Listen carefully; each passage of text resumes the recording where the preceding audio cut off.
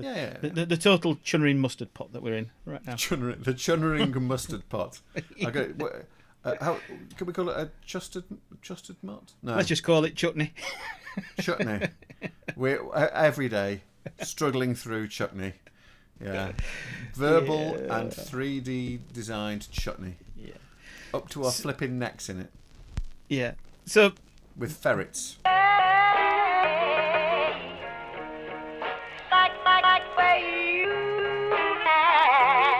Welcome to the Graphters podcast.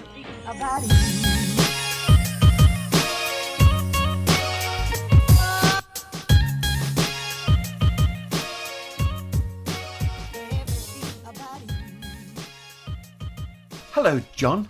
Hello, Gary. How are you doing, my friend? I'm doing really well. It's been a long time. Not since we've chatted, but it has been a long time since we recorded. Yeah, that's true, actually. It's been. I think we've both been very busy with all sorts of things happening and going on, and just stuff that can't be talked about and stuff that can be talked about. It's always makes things difficult. But at least we have actually spent some time together, which is even more amazing. That was amazing. Yeah, it seems an age ago, and we need to do it again now. We do, because it was like a couple of days. No, it was about 3 days, and it was joyful. Mm-hmm. It was easy. It was comfortable. It was exactly what a relationship should be all about. It should. Honest. How are you finding the new gig? It's everywhere. It's all over the place. How am I finding it? I have my up moments. I have my down moments. There seems the biggest problem with doing what I'm doing right now is that the point of going freelance was for it to be a temporary measure, and due to one thing or another, it's becoming a much broader measure. I.e., I'm doing more things, hoping to move towards something bigger, including the stuff with you. Indeed. And it's becoming very evident to me that everything's always just like a finger touch away. So I'm just waiting for things to sort of like solidify a bit more, and hopefully I can have a bit more stability, I think is a way to put it. Thankfully. How about you? Yeah, it's been a much busier year running up to summer. Lots of activity in the educational world, which has been great. Yes. And we managed to get a holiday away. Oh, you did, didn't you? Where did you go again? Well, we went to Spain, and we did talk about that on the last podcast. But then we've been away again. I was going to say, yeah, we mentioned it. And you've been away. I have. I went to France for 2 weeks because I wanted to be the first starter, main course, and pudding for 5,000 million trillion mosquitoes every day. So that was good. The area we've been to for years and years and years, and there's never been any problem with mosquitoes. And 4 years ago, during, I'm guessing, the year before lockdown, we didn't go. And apparently that was when they arrived, and they haven't really gone away. So apparently between May and November now, that area of Bergerac is now Mozzie Central. Oh, so it must be like it must be some sort of byproduct of the pandemic, or just climate change. It's gotten warmer and damper, and so it's just, well, it just is, isn't it? It's just. Yeah. Well, today it's definitely a damp day today. I mean, literally looking at it's horrendous. It is horrendous. For anybody in the anywhere other than in the UK today, I think, by the looks of it. But the whole world seems to be getting hotter and hotter and hotter. And as a consequence, obviously, the mozzies are going further north. Mm-hmm. But then you see, there's this wonderful mid-ground, isn't there? Very quickly, the last point about mosquitoes is that you get mozzies, and then you get to like Brittany, and then you sort of like, it gets really nice and really nice and really nice. And you hit the coast of England, and it's okay at the bottom. And as you go further up, you get more and more. What you tend to get is midges. Yep. So there's this one small section where I don't basically have to live off a combination of antihistamines, hydrocortisone, and so much pain relief. Oh, and literally sprays that. I'm allergic to mosquito bites. I'm allergic to most insect bites, but mosquito bites are pretty awful. So I had this stuff on, which was like wearing a transparent wetsuit, spraying this stuff on. I'd spray it on, and I could literally see this like sheen on my skin, oh god, horrendous. Anyway, and that's why we do a podcast. Yes, because Ain't nobody got time for that. No one needs to see me covered in mosquito bites. Although I have to say, I'll be honest, I did take pictures, but I'm never sharing them. No. Just for comparison for next year, how big the bites were. Really. I actually, I don't know. You can't really tell on this arm, but for anyone, this has suddenly gone to vision and is no use to anybody.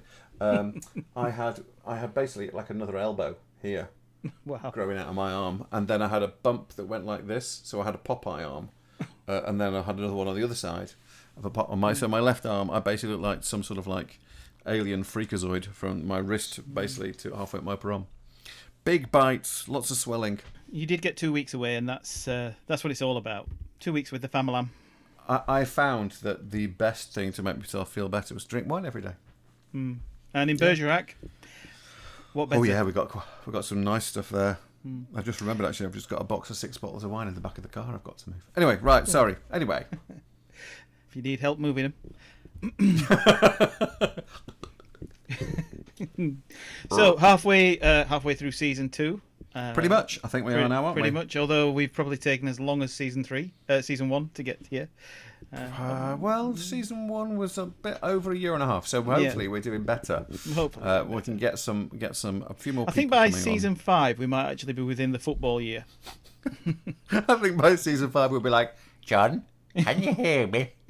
Yeah. Can you hear me, John? Yeah, probably will. Or we'll have been taken over by season 4 took us 17 years to complete.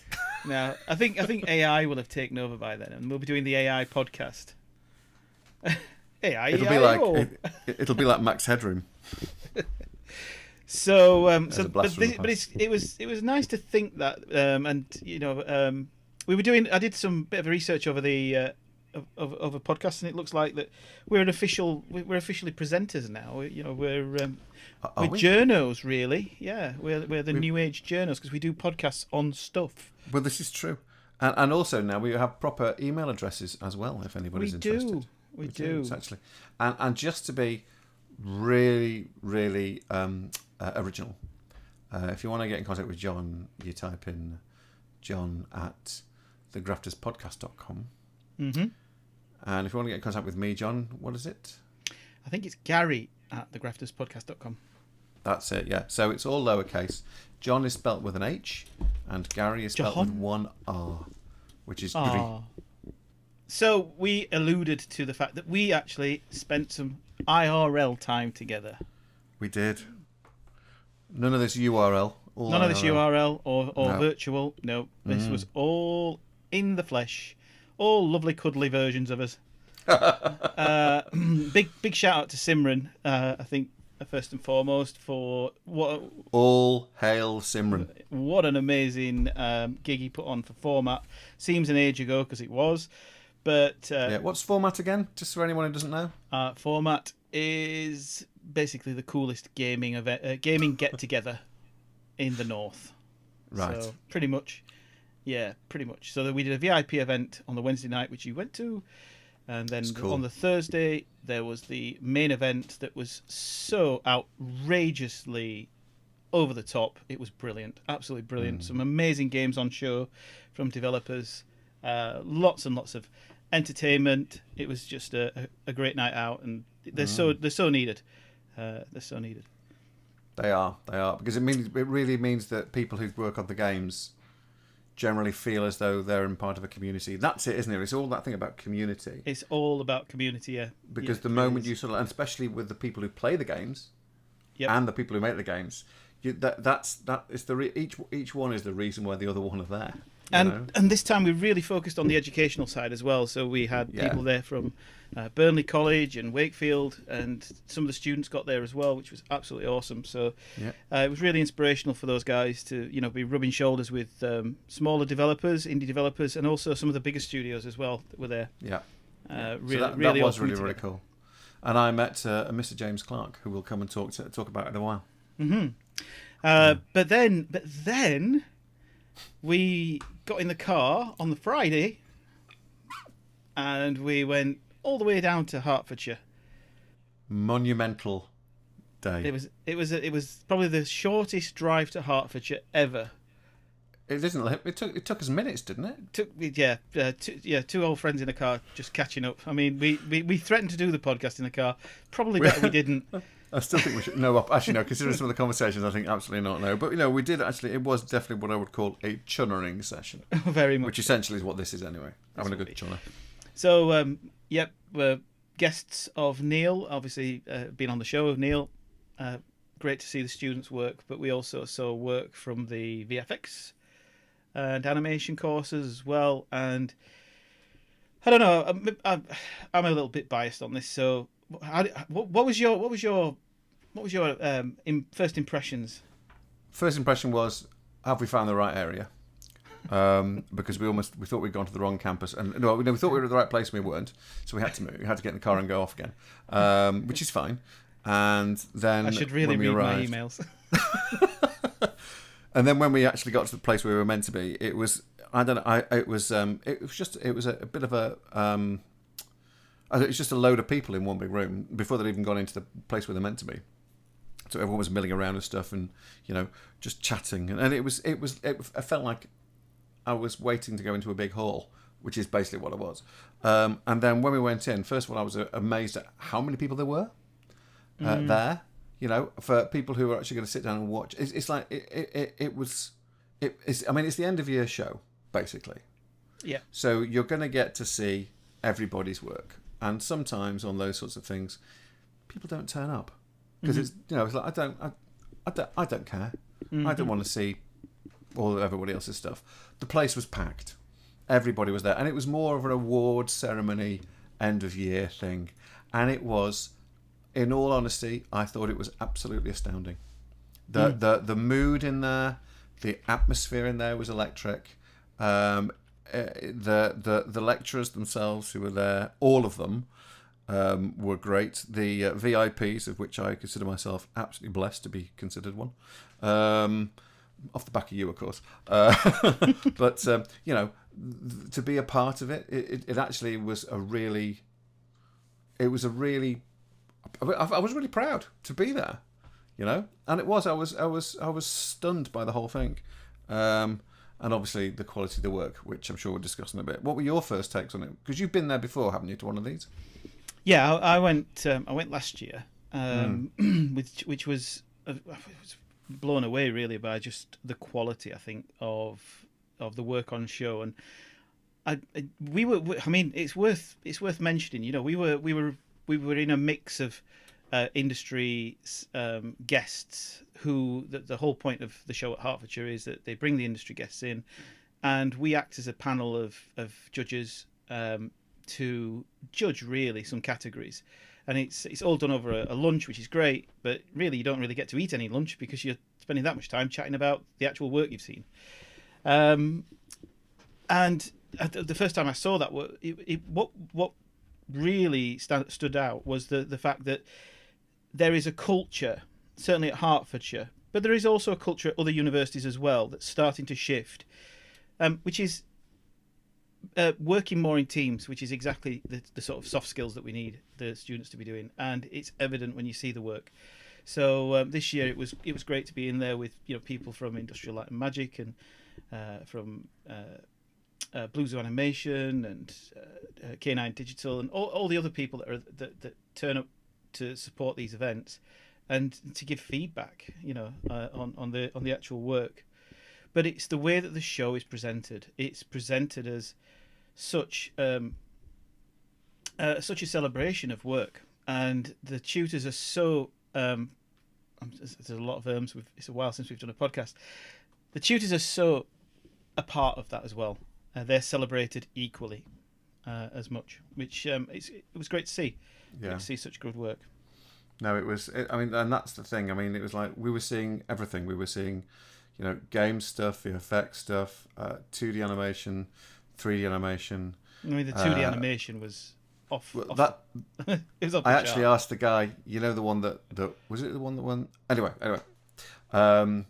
I asked one of the guys to, can you please send me a link to the film because I really want to see it again. I want to show it to.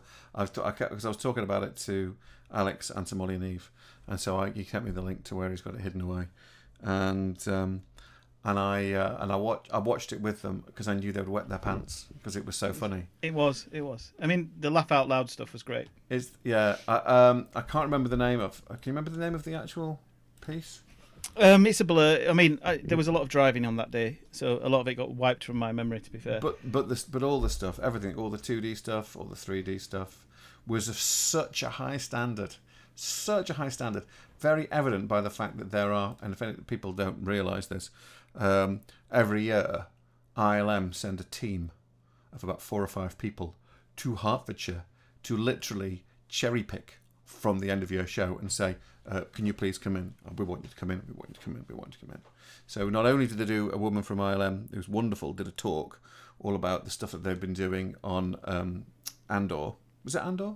Yes, it was Andor. Yeah. They definitely didn't talk about anything that they couldn't talk about. No, they didn't. No, I mean, but that's ILM. They wouldn't. Yeah. It was only on the things that we're airing right now. Yeah. And they were talking about, certain things that they'd done and how they'd done certain things, and you're watching it and you're just going, I know some of it's smoke and mirrors. I mean, obviously sometimes it's really, really hard work that's gone in, and occasionally there's that smoke and mirrors moment where they've said, well, we used a bit of a building down in South Bank, whatever, and and then, and made it look better. And that kind of thing is, you look at it and you go, well, yeah, that's because that's it. That's what you need to do. You take what's around you and just, but it was nonetheless, it was still like, then they'd show you like a massive space explosion kind of thing. And you'd be like, yeah. But to have them sort of like pick from the students and the students' work, I mean, they were head and shoulders above anything else I've seen. And I think I've said this to you, John.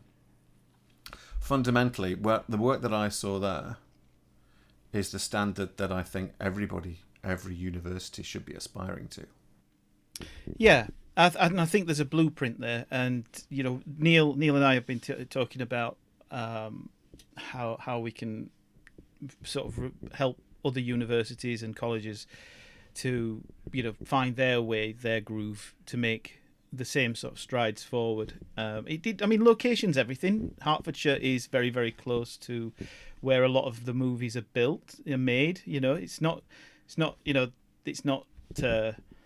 that has happened by accident and by chance. So the people who work in that sector are very close. But I think in an age now where we have more and more accessibility to studios via remote conversations and remote interviews. I mean, just look at what we do now with these podcasts and how it literally is like we're chatting away together. We are. In an office, pretty much. Yeah. So got you. So yeah, there's a ton of stuff there. So yeah, it was an extremely great experience, and it was great to spend best part of 11 hours traveling with you. That was great. That was I think that's something we both really needed, actually. Yeah, definitely. I think that was actually a really good thing. So that was Hertfordshire, and then you couldn't come to Staffordshire. I was invited to Staffordshire University. No, and then the day before Hertfordshire, I'd been to the Salford one as well. So I was looking at one, and it was good actually. But I didn't just see the 3D stuff, the masters stuff. So the current graduates, work, the BA work was good. There were some standout things in there by people. I mean, there really was. But I mentally started comparing it to Hertfordshire. Do you know what I mean? Yeah. The moment I saw the Hertfordshire stuff, I was like, that other stuff was good, but this stuff's just, a lot higher. And I don't want to say that because it feels like I'm letting down the home team. Yeah, but the thing is, universities are measured on a lot of metrics anyway. So, you look at where... with the rookies competition and other things that are out there, there's opportunities for universities to really, put their university on the map by entering into these sort of things. And I think competition is great, because at the end of it all, there's going to be competition when those students leave the safety of the university course and head out into the big wide world. And the competition is, you'll be up against people from Staffordshire's and Hertfordshire's and Escape Studios and Norwich University and Falmouth and Bournemouth, and we're just literally reeling off sort of your top 5, 6, 7 universities at the moment. So that's the ones that are hard to get into. Yeah, and they are hard to get into. I mean, Neil was explaining exactly how difficult it is for sort of like 120 places. There'll be 1,000 applications, and every single one is vetted and the work's looked at. And when your portfolio is being looked at, And it's how you present that portfolio of work and how you present where you want to go with that. That's important as well. So that was Hertfordshire. Staffordshire was equally mind blowing. More on the scale.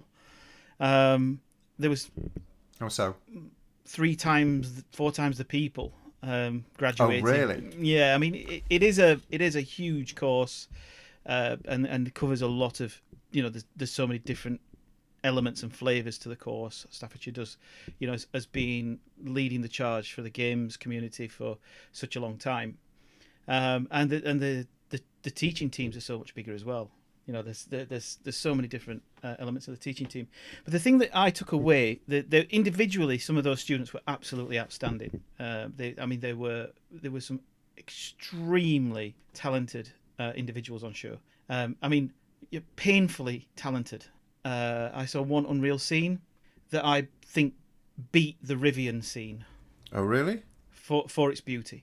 Yeah, absolutely. And the student had actually built every asset in that scene.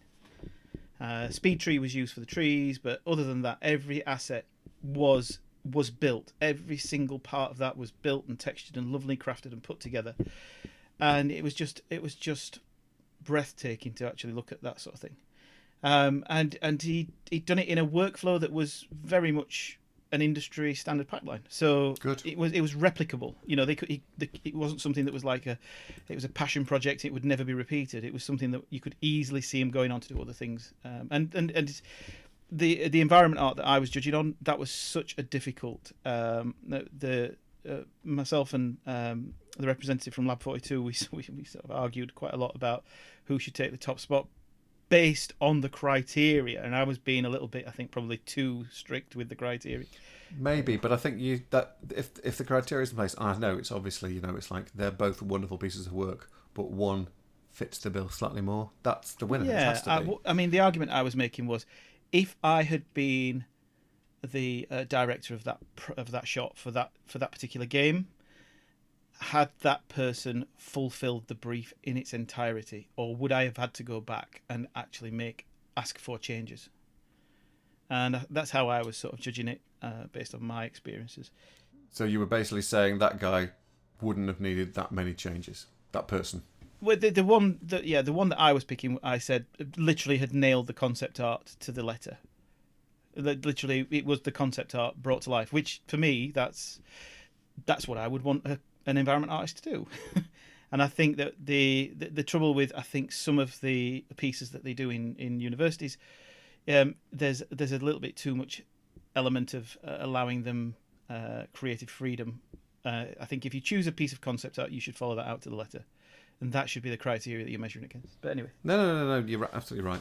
I couldn't agree more. But it was equally as good, and I was there with Matt Wilson from Cloud Imperium. We had a good catch up as well whilst we were going around, and he saw some extremely good people that certainly would fit the Cloud Imperium bill as well. So, was there much there in relation to esports or anything like that? The esports sits I think esports sits in a different school. It sits more, within I think, in the I think it sits within a separate school.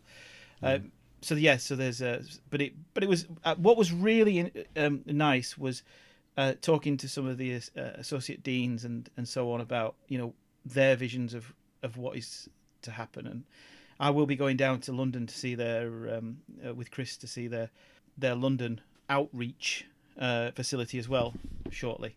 So that'll be good. So there's a lot of good stuff going on. Didn't get to Falmouth because it clashed. Unfortunately, it clashed with another show. We're gonna have to start getting some sort of end of year show calendar sorted, which we might actually have. Maybe we host that and show it off so that we can promote it on our website as a bit of a calendar. Maybe just if you're out there and you've got an end of year show, send us the details and we'll put it up on a calendar so that people know it's coming. Do you know what? That's a really good idea. At least then it'll all be. Because I don't think there is actually one that has all of these in the same thing, is there? I don't believe so. No, because they all use different things like Eventbrite or other ticketing agencies are available. True. Well, it's not about ticketing. It's not about selling them. It's about just saying these are the events that are there that are going on. Yeah, and I think it'd be useful for industry. It'll be there, and you'll just see them. That's a great idea. Yeah, it'd be good for industry to be able to just log in and see it. Maybe we could use it as well to remind ourselves when we should be recording podcasts. Definitely, yeah, definitely. So that was the visits and the final shows. So that was great. And I think I would like to make one special mention, though, if I may, about the Hertfordshire one. It was the film that made me laugh out loud, and it was the 2D one. Yep. It was a little. I can't remember the name of it now, but it was a little alien that basically. Well, it starts off with a little lovely family who've got a little baby, and they're trying to give it a really lovely meal, and for some reason it sees this fantastic breakfast and goes off on one, throws it all over the place, runs out the door, screaming out, makes a hole in the wall, and then's having a cigarette at the bottom of the garden, smoking, when it suddenly gets killed by an little alien spaceship that crashes on top of it.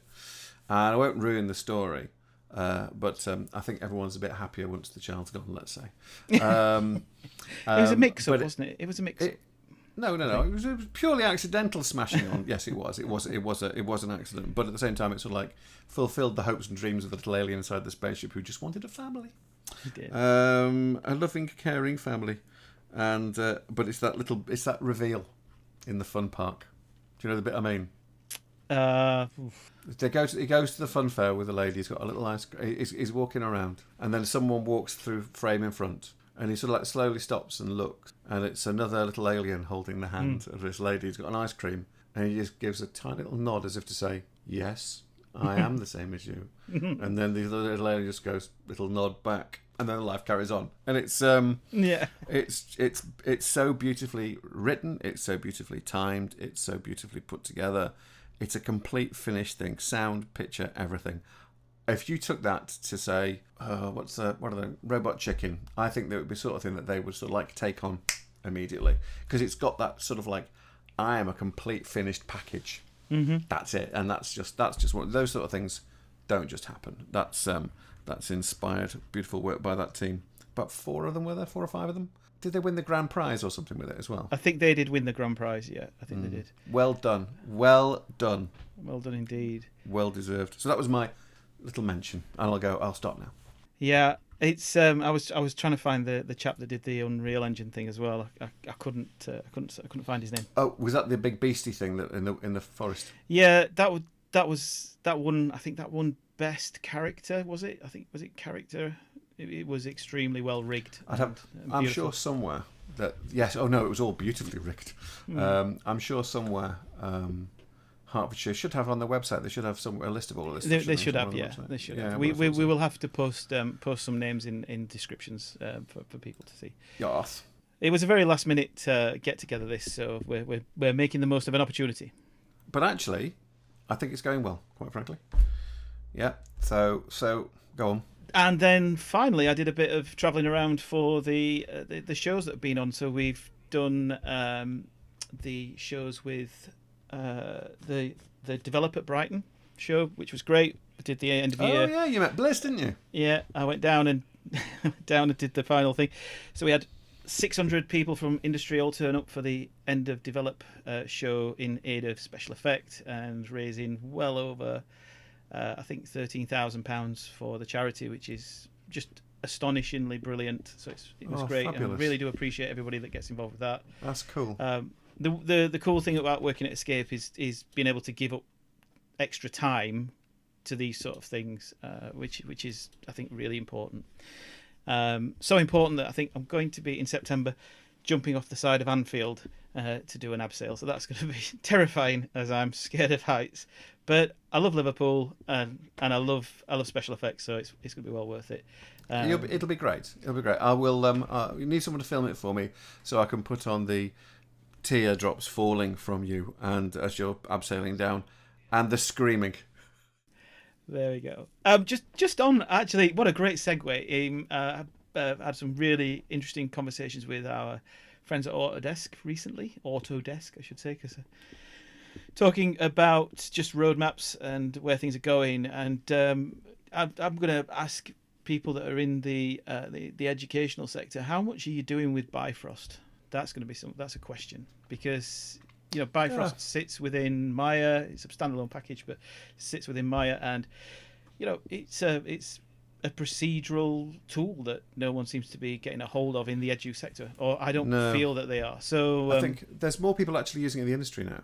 Yeah, definitely. Actually, people who, I mean, if people who have come from Houdini or basically have been in Maya, gone to Houdini, and then coming back now to Maya without, not coming back, but using it as well. You're having to use it as well, part of the pipeline. Yeah. Sorry. Having to use Maya as part of the pipeline, so you come back and then suddenly you can find, there's some procedural tools in Maya. But I recognise this. This is kind of like sounds the same as the thing that I've got over here. So therefore, if it works this way over here, will it work this? Oh, it does work the same. And there is this thing. And you're right. Bifrost is. Yeah. If you think about it, it's constantly evolving. It's a little bit like geometry nodes in a similar respect. Not in what it does, not yet, because geometry nodes is there, but it's not there in that same level. But I mean, I was doing. In fact, my reel on my reel, there's a flag. Of the Edinburgh International Culture Festival, or I think it's Edinburgh International Festival. Anyway, I did some shots of this flag, and I actually built the whole thing. I did the animation in Bifrost in the end, and then you have to sort of like flag it and say this is now a piece of geometry, so you pipe it out. But I used all the dynamics in there, and I was really pleased with the way it sets up things like goal weights, and it's very simple to set up the cloth, and it's a lot quicker than using standard Maya cloth. And it's like, well, then why not use it? And you can just cache it and spit it out and just use it anyway. You can lembic it off to whoever you need to. And no, I was thoroughly impressed with it. I would like to spend some more time with it. And it's interesting that there's a new guy working at Space, a junior, and when I was in there last week having a chat and doing a few bits and bobs for him, he was. He mentioned Bifrost a couple of times, and I think it's going to take. It's not a generational shift, I think, but it is kind of like newer people to the software will probably do more stuff with this than the people who've been using it for a very, very long time, because it's like it's not change, but it's another level of something. It's like, well, I'm good at what I do, and I know I can do it with this. Where the younger people are going to be going, oh, look what this can do, and maybe scooting past them as time goes by. And it was great to see Ant, down at there. He really surprised me, which was great, and first person I saw, really. Did he say, "Oh, oi, you? I know you"? No, we actually did a bit of WhatsApping before we got there. So it was choreographed, which was really cool. Because obviously he's a great follower of the show, is Ant, and he's lovely. He's a very, very top geezer. And he just put out some new showreel stuff as well, so it was nice to sort of talk about the stuff he was doing in Maya. It looks good, doesn't it? Yeah, it looks really nice. And there's some bits in Maya and there's some bits in Blender as well. It's there's a nice balance of work going on there. Yeah. And he's such a nice bloke. But I love that little aeroplane. Well, he was telling me as we were walking round, if you actually look closely enough, he'd not actually done the ailerons at the back, so they weren't animated. So he said it'll be fixed before the end of the week. That sounds like that. Yeah, version 2 was going up. So it was great to see lots of people develop. So I'm just mindful that we're actually really on point here. So I know. Let's get on with it then. Shall we? Shall we talk about the gift? Did you say gift? Well, it was a gift, wasn't it? No, it's not a gift. I wish it was a gift. Well, it's not. It's not a keep gift. It's it's the experience you've been given. Yeah. We mentioned earlier on that I said that I met a guy called James Clark, who is involved in the UI as well as the sales. He's a workstations product specialist. What he doesn't know about the workstation lineup and how it performs isn't worth knowing.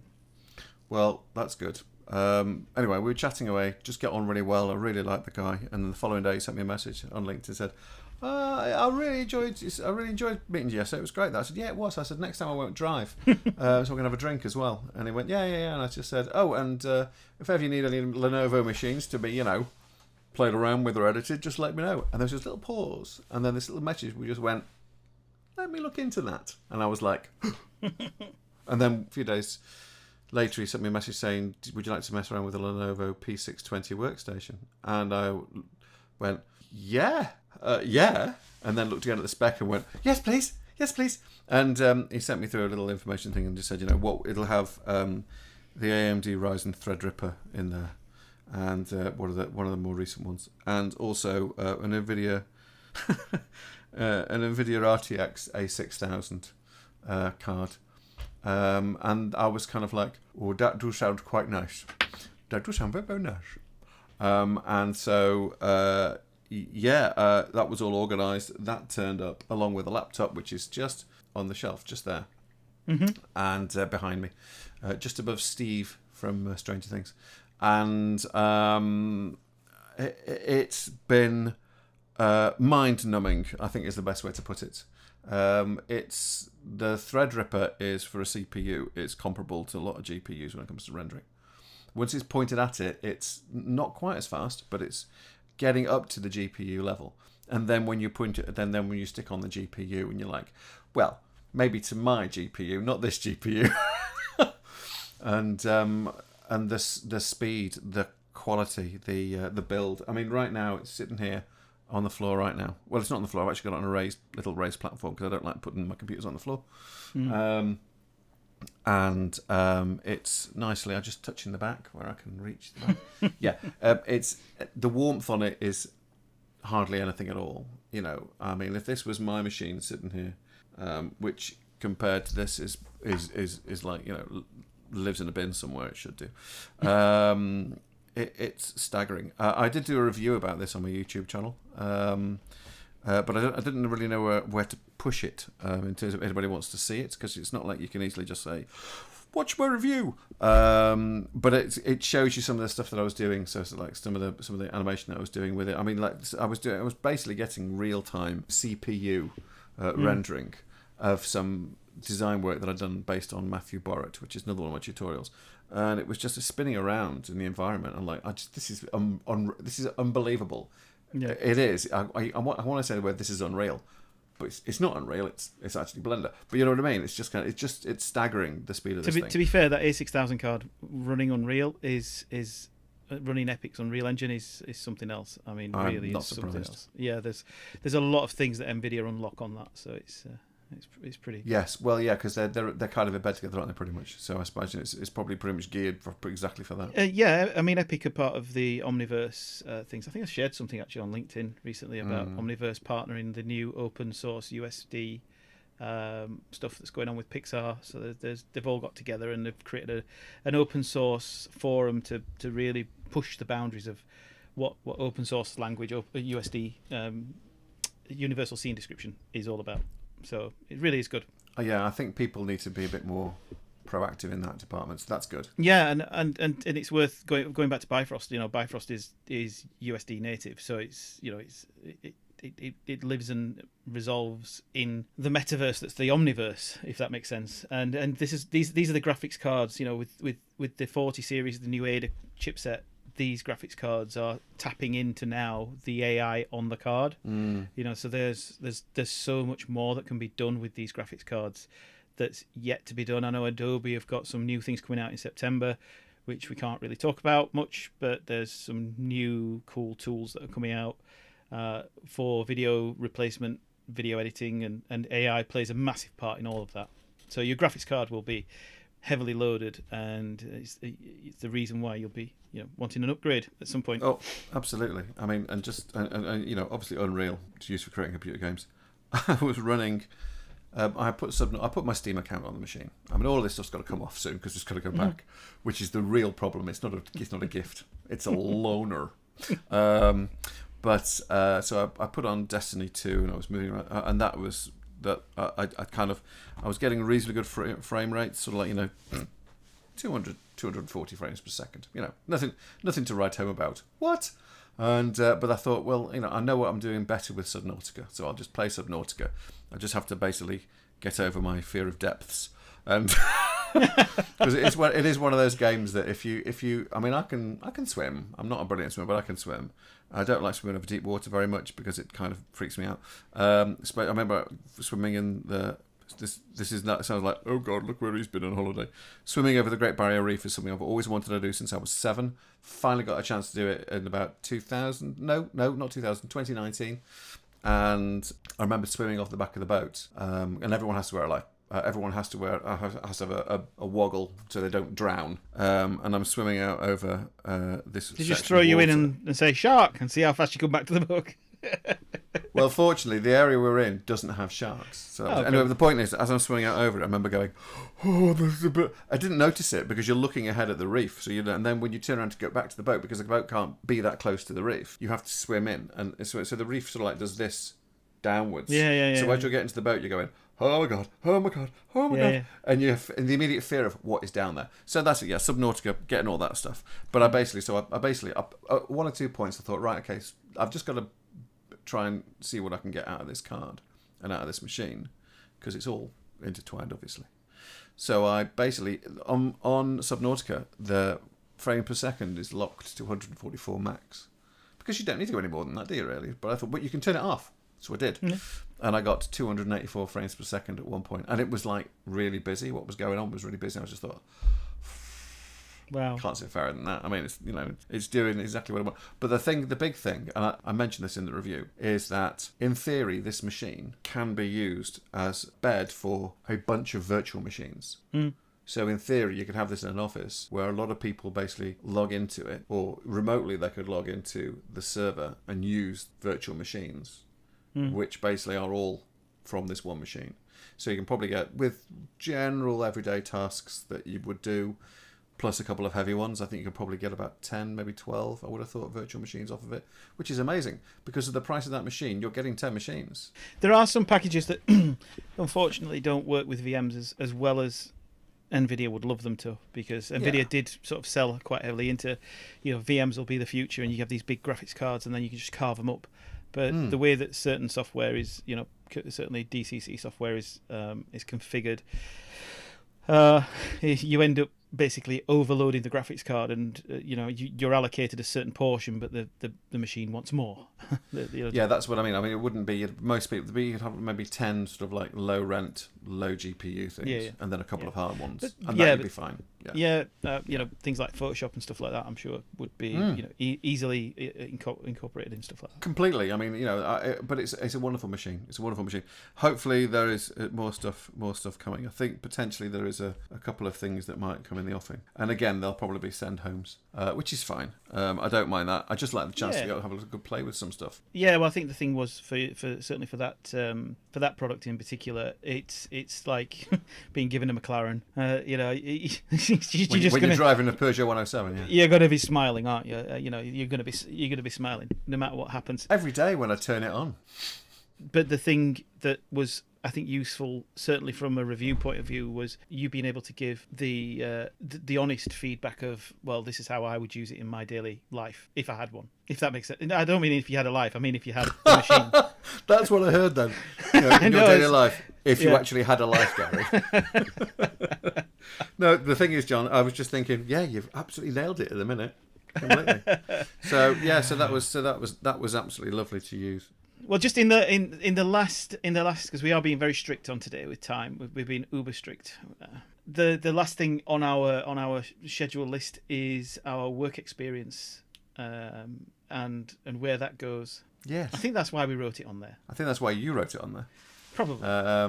I think, are we allowed to say anything about what we're kind of in the process of organising? I think it's so big that we are allowed to sort of talk about the ambition. Yeah, so work experience. Based on the stuff that we've seen at these amazing end-of-year shows, it's clear that, I think we alluded to it, what Hertfordshire were doing was something a little bit different and slightly special, which I don't think there's any secret about it, but they have lots of opportunities to work on each other's projects and get credited for it. And the credit is not so much an academic credit; it's an actual credit on the B-roll or whatever it is, the end of production show credits, or even just on the cover art or whatever it is. There's a credit saying that they worked as freelancers on that as an opportunity. Yeah, and they actually are referred to as freelancers. So they were saying, a lot of when they're getting their awards were saying, I really need to thank all of my freelancers. And you're like, wow. Even the ones they couldn't remember the names of. Well, it's like me. I can't remember the names of half the people. I'll recognise everyone's face, but remember the name? Nope. Yeah. And that got us to thinking on how we could sort of like inject that into, I've done 3 projects this year where I have lent my experience to colleges to give either talks or to work with colleges on project briefs, or even be part of the curriculum design for next year, and just advise on on trends and things that are moving forward, but not being in the trend of, well, we're doing that because at the moment it's current and cool. It's more, what are the skills that make all of the current and cool trends work, and it's how are you ticking those boxes? So going back to what Hertfordshire are doing, they're getting bigger and bigger groups of people together, and they're doing it by allowing people to work rather than enforcing it. So there were people that did one or two things on their own projects and then had pretty much the rest of the project covered by freelancers, which made the overall thing outstandingly well polished. And also there was one particular person who basically was the videographer.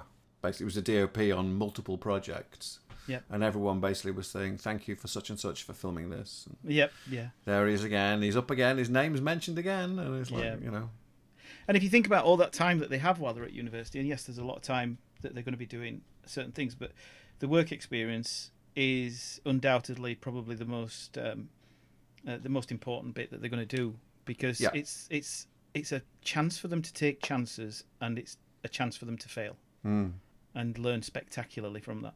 So don't we all? I mean, fundamentally, learn by failing. I think everyone does. I mean, the only way you get something right is by getting it wrong a few times first, because that means you get it right and it stays in there. Yeah, it does. Yeah, it does.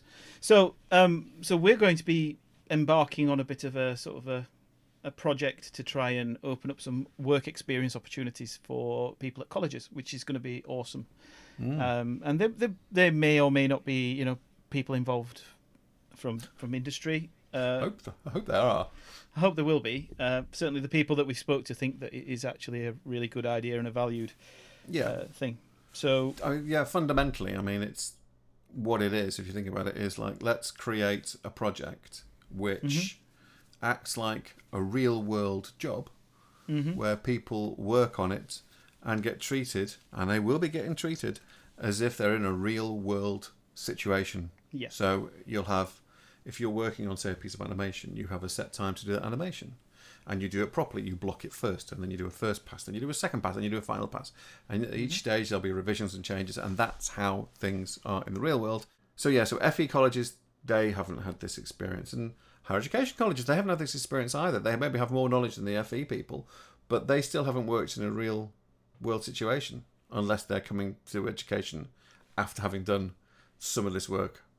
So having that at an early stage and then having a credit on something is really quite important, because it means you are more prepared for the real world, and that's where this project hopefully will fill that gap. And I've been speaking to quite a few people, probably bending their ears for way too much on it currently. But I think sometimes you've just got to push through, and if the best things do get done by determination. I think mostly, and I'm determined that this will work, and I think you're determined now to get it to work as well, which is fantastic. And we've got other people, I think, in certain positions that are keen to see it happen as well. And the interesting thing is, there was a fantastic by chance conversation this week. I won't mention who with, but I'm sure they'll know who it is if they're listening. And it may well have found its home at a festival. So that would be awesome. So this is news to me, everybody. I haven't heard this. He's kept this quiet, cheeky bagger. I'm going to get him for this. So there may well be a screening. I'm sure I did talk about it the other day, actually. Maybe I probably wasn't listening. I was probably too busy trying to do work and going, yeah, John, yes, John, whatever, John. I was getting the husband-wife treatment there for sure. Maybe, possibly. But so there's some really exciting stuff that's coming down the track, I think, for this, and people in certainly influential places that can do some good stuff for it. So the actual concept, not the project itself, but the actual concept that will be taking place for the project is actually also being a bit more nailed down. Yeah. And during the course of it, there's been some test work done by a chap. Can I mention his name? Tim Marquis. at Birmingham City University. And he has basically, concept is there. A script is currently in place for this piece of work. And it'd be lovely if we knew someone that could storyboard it. I think actually that will happen. Yep. Yeah. Don't worry about that. That's going to happen. But with a combination of script and some mental ideas, this Tim's come up with. He's been throwing himself into Midjourney and generating some amazing things. Yeah. I mean, you and I did a bit ourselves as well. But what he's done is, I don't know, he must have a full-on, I've paid for this thing and I'm going to work it to the ground sort of thing. I think he had. He does have an account with Midjourney. I think it's version 5 now, so it's evolved. It's definitely come on, and this is what I wanted to this is the thing I want to come on to quickly, if that's okay. And then sure. So basically, until say a week and a half ago, I've been getting better, but I still haven't been entirely on the right page, I think, when it comes to AI. But more recently, the stuff that I have been doing with it, I mean, properly getting my head into it and doing stuff, I have been much happier, and I've actually come to terms with the fact that, I suppose, I have come to terms with the fact that this is always going to be a part of our ideas and a part of our creation process now. Mm-hmm. And to not embrace it actually is a bit daft. And I'm not saying we're going to say, like a lot of people are worried about taking away jobs, actors won't need to act anymore. Of course, they're not realising that if everyone ever wants to use their face, they're going to have to pay them through the nose to actually use their face. Yeah, absolutely. They haven't worked out that bit yet, which I don't quite understand. But there's been, I've been using it on, I saw something on LinkedIn, and it was someone who did something on Midjourney and then taking it and put it through Runway. And I did it. I took one of my own pieces of 3D that I'd done, and I put one of the images through. And I was just like, well, this is just brilliant. It's given me a really good idea of something else to do, or how to take what I've got here to something else, to the next stage. And I just realised that, this is fundamentally the way that we're going to have to start creating anything, is saying, right, okay, I would normally go onto the internet and scour for a load of images across and pull bits and stuff from it. Actually, maybe I'm not stealing people's artwork. I am finding something that I use as a base, which I then build from. And that's how I would do things anyway. You can go to it's like if you're building, I've been redrawing, as I always am, the tripods from War of the Worlds. And I sat down while I was on holiday and I'd listened to the audiobook again. If I don't read it, I listen to it every year. And I picked out all the points, everything about the vessel, and I was drawing it. So it's fundamentally, I'm picking from the book, but I'm still picking reference, albeit audio.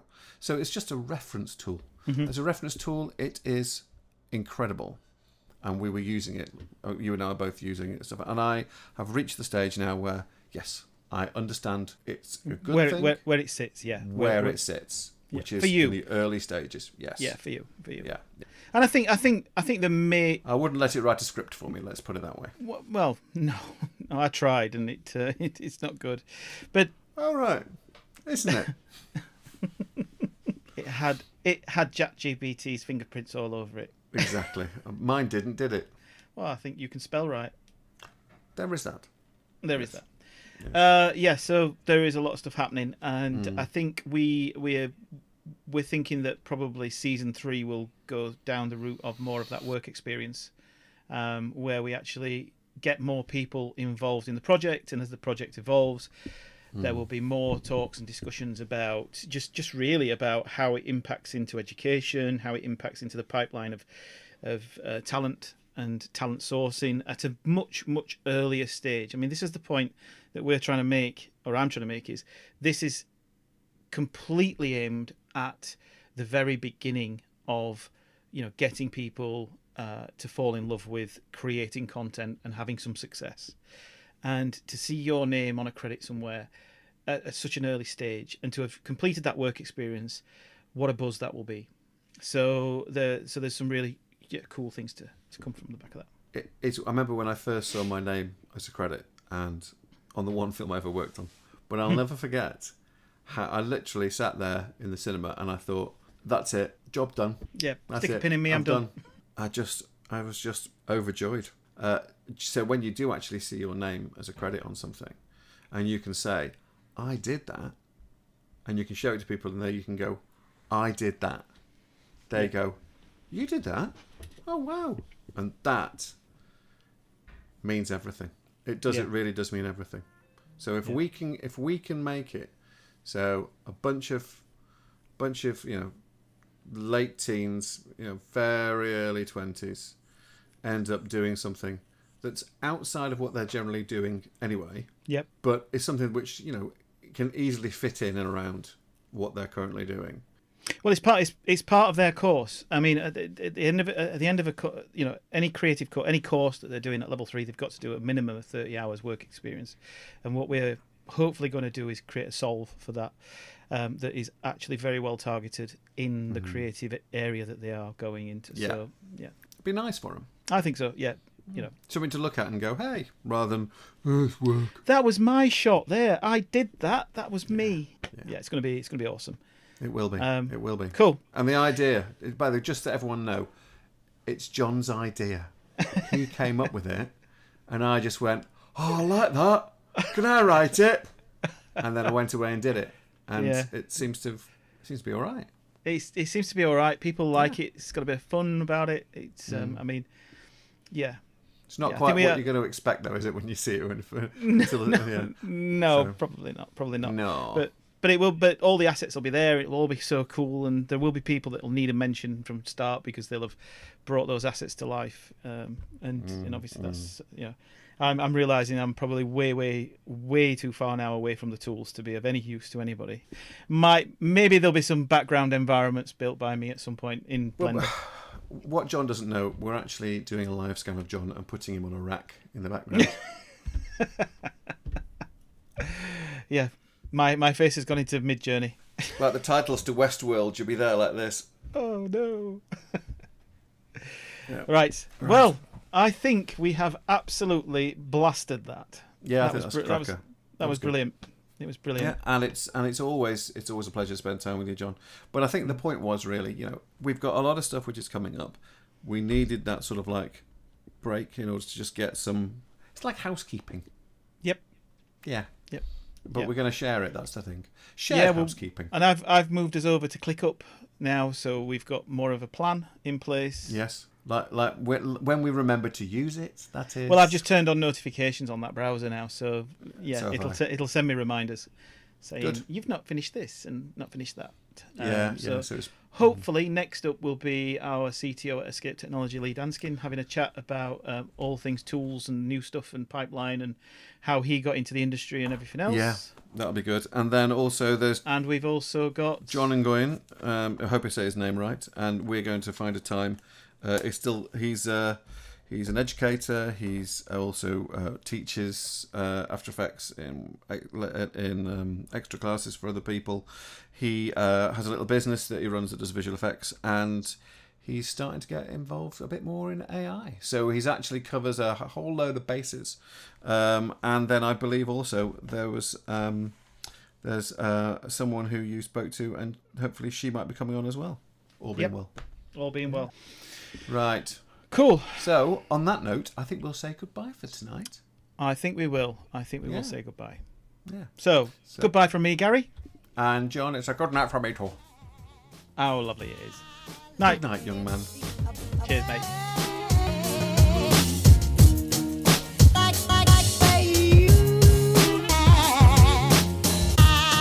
like everything about you.